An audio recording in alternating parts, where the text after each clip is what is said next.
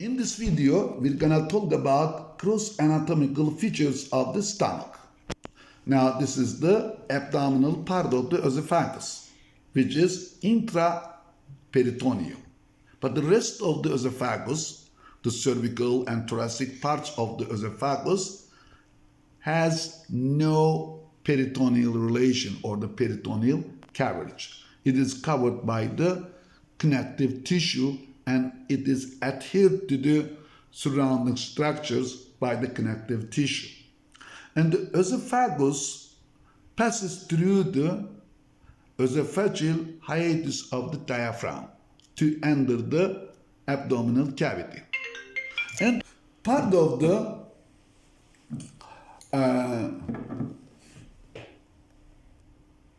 esophagus, that part of the stomach where the stomach receives the esophagus is called the cardia of the stomach.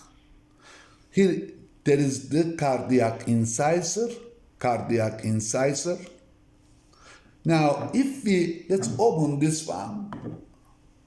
Look at cardiac incisor is here. If we take a horizontal line from the cardiac incisor, the part of the stomach above this horizontal line is the fundus of the stomach.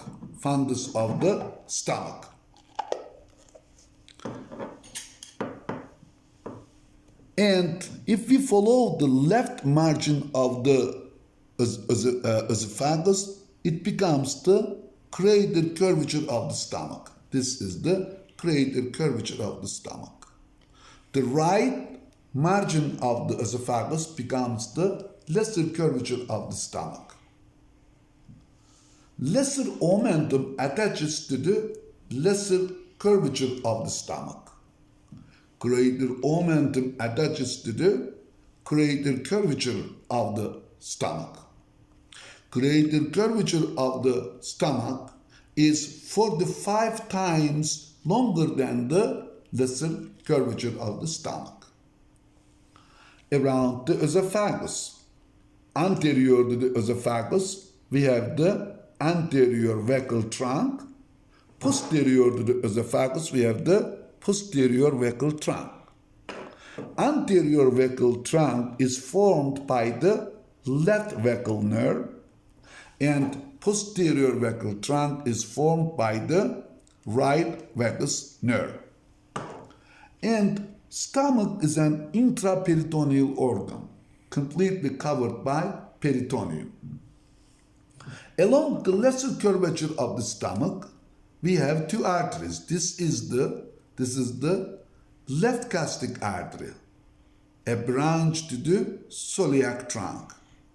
And this is the right gastric artery. This is a branch to the proper hepatic artery. Commonly, this is a branch to the proper hepatic artery. Right and left gastric arteries run along the lesser curvature of the stomach between the layers of the lesser omentum, and they anastomize end to end. Let's look at the greater curvature of the stomach. Here, on the left side of the greater curvature, we have the left gastro-omental artery. This is a branch to the splenic artery. And this one here is the right gastro-omental artery. This is a branch to the, or terminal branch to the gastroduodenal artery. And this right and left gastro-omental arteries run along the greater curvature of the stomach between the layers of the greater omentum, and they anastomize end to end. Now, let's review the parts of the stomach. Here is the cardia of the stomach, where the esophagus enters the stomach. This part is the fundus of the stomach. You draw a horizontal line from the cardiac notch to part of the stomach above this horizontal line is the fundus of the stomach. Here is along the lesser curvature, there is an angular notch. If you draw a line from this angular notch right to this line starting from the angular notch is the pyloric part of the stomach. Pyloric part of the stomach. Now this part is the pyloric antrum. Here is the pyloric canal, and this ends up with the pylorus. Here is the pylorus. Now let's look at the musculature of the stomach. Well, the musculature that we have around the esophagus also continue to be present around the stomach. So, we have the outer longitudinal muscle layer, and then you have the outer longitudinal muscle layer, circular muscle layer, and oblique muscle fibers, which are found only around the corpus of the stomach. I haven't described to you the corpus or the body of the stomach. Let's describe it. So the part of the stomach between the fundus and the pyloric part is the body of the stomach, which is the largest part of the stomach. Here is again the pylorus. Now let's open the stomach and see what we have inside the stomach. Well, here is the entrance to the stomach. Here is the cardiac ostium. Here is the exit of the stomach. This is the pyloric ostium. Pyloric ostium. Around the pyloric ostium, there is a sphincter.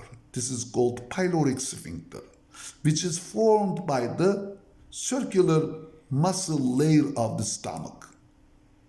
And around the entrance of the esophagus to the stomach, there is also another sphincter. This is called lower esophageal sphincter. Lower esophageal sphincter. Well, lower esophageal sphincter is a more physiological sphincter than anatomical sphincter. But this is a very important sphincter. If this doesn't work well, or if it relaxes, then content of the stomach may reflux to the esophagus and can hurt, can damage the mucosa of the esophagus.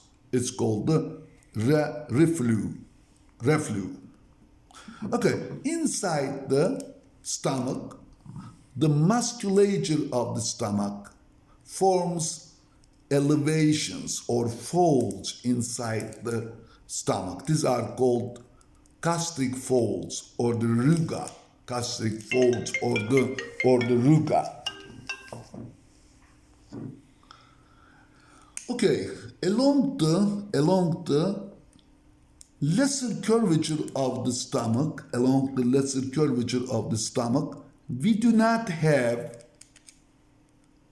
gastric folds. So this part is called gastric canal. Especially during swallowing, this gastric canal becomes more apparent. And gastric canal, or the street of the Waldeyer, or the Waldeyer's street, is the shortest distance between the entrance and exit of the stomach. And the fluids we drink, or the fluids part of the foods we take in, does not get in the body of the stomach. The fluids run through the lesser curvature of the stomach and enter the duodenum. Okay, so the parasympathetic innervation to the stomach comes with the vagus. Remember, vagal nerve supplies parasympathetic innervation down to distal 1/3 of the transverse colon. And the sympathetic innervation to the stomach comes through the thoracic greater splanchnic nerve arising from the spinal cord segments T5 through T9.